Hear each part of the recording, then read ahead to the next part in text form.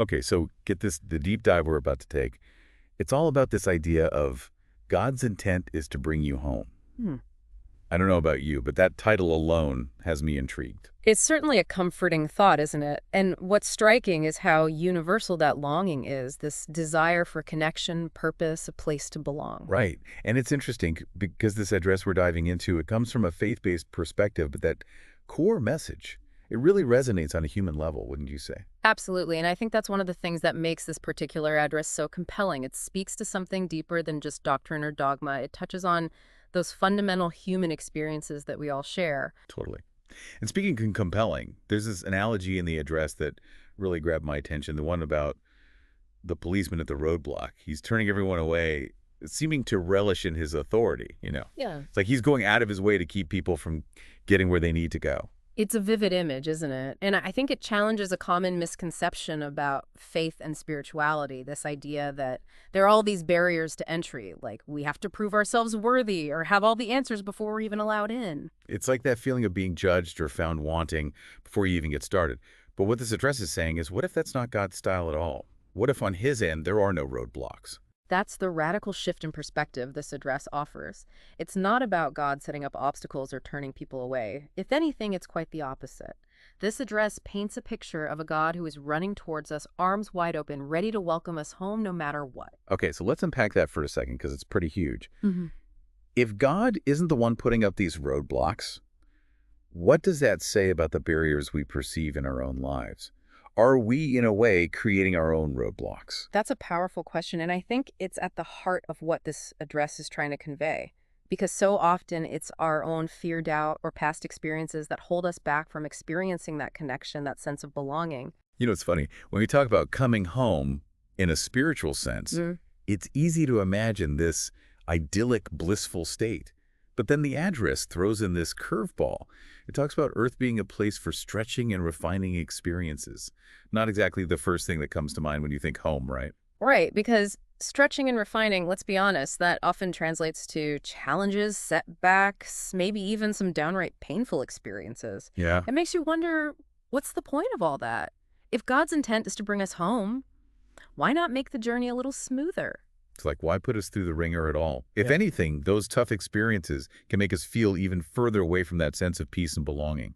And yet the address suggests that these challenges are not just random occurrences, nor are they meant as punishment.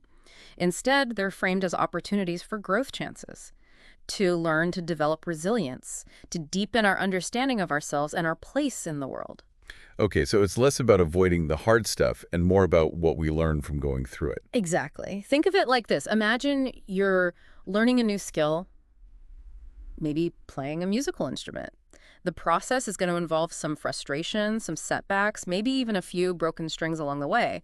But it's through those challenges that we develop mastery, that we refine our skills and discover hidden talents. So you're saying those stretching and refining moments are like the practice sessions for our souls. They're not always fun while we're in them, but they're ultimately what help us grow. Precisely. And the address goes even deeper, suggesting that it's often in those moments of greatest challenge, when we're faced with difficult choices, when we make mistakes, when we feel lost or broken, that we're most open to seeking something beyond ourselves, something greater than ourselves. It's like those tough experiences, they can actually draw us closer to that sense of home we're longing for. That's the paradox, isn't it? It's often through our brokenness that we discover our need for healing, through our failures, that we learn compassion and grace through our losses, that we come to appreciate the preciousness of what truly matters.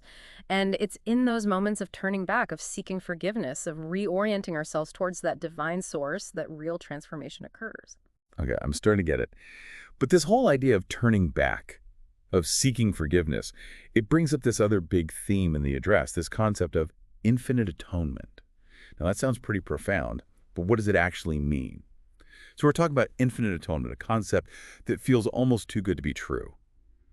Is the address really saying that no matter what, there's always a way back?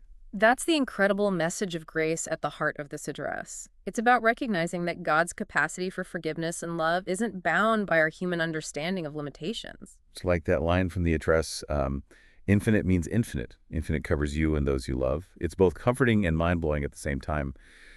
But how does this actually work? What are the steps involved? That's where the address gets really practical. It's not just about intellectually grasping the concept of infinite atonement, but about what it looks like to live it out.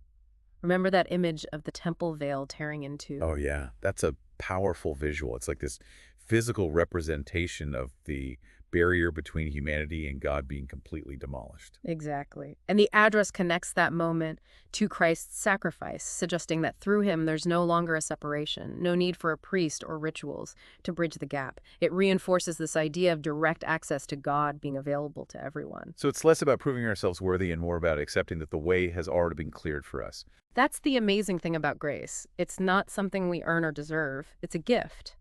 The address challenges us to let go of the need to earn our way back and instead simply embrace the reality that we're already loved and welcomed, imperfections and all. Which, let's be honest, can be a tough concept to internalize. But if we can wrap our heads around it, imagine the freedom in that. It would completely change how we approach life, wouldn't it? Absolutely. And the address highlights this idea of aligning our actions with this belief. It's about consciously choosing to walk through that open door, to step into that connection even when we don't feel worthy or deserving. It's like we have a choice to make to keep bumping up against those self-imposed roadblocks, or to trust that the way is clear and step into that wide open space of grace. So to wrap this all up, it's not about being good enough, but rather recognizing that in the eyes of God we already are. And that by accepting this love and grace, we begin this incredible journey home. Beautifully put. And maybe the stretching and refining we experience along the way is part of what makes that homecoming all the more sweet. That's a beautiful thought to end on.